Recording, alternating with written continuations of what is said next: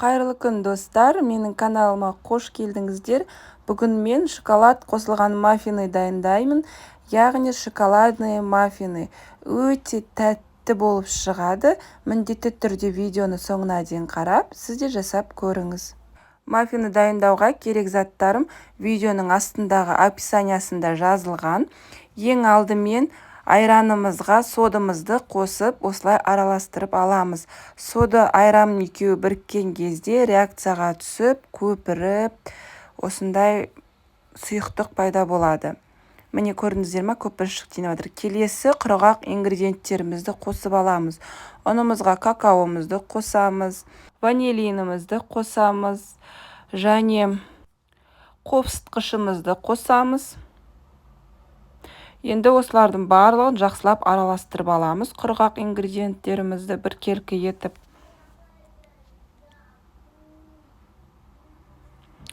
Барлығын біркелкі етіп араластырып қойып қоямыз да, келесі жұмыртқамызға қантымызды қосып, ағарып, көпіріп, көтерілгенше миксерлейтін боламыз. Миксерді бастағанда жай режимінен бастайсыздар да, біртіндеп күшейтіп отырасыздар. Міне көрдіңіздер ме, біздің массамыз уже ағарып, көпіріп, үлкейе бастады.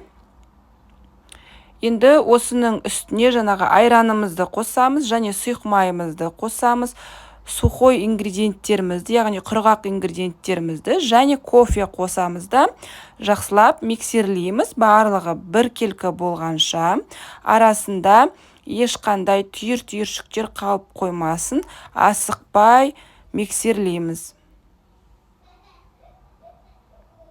Келесі осындай менде плиточный шоколад болды, кәдімгі магазиндікі.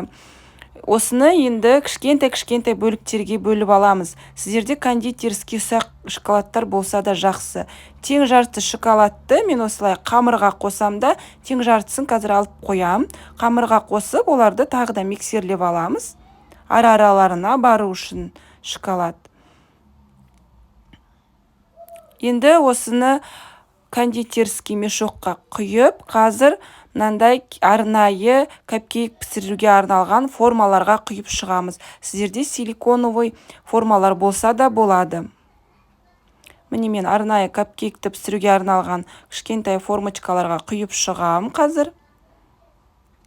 Дайын болған қамырымызды.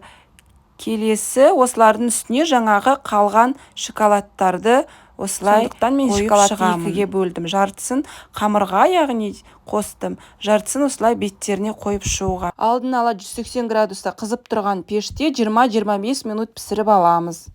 Міне біздің шоколад қосылған маффинамыз пісіп шықты. Өте тәтті болып шығады.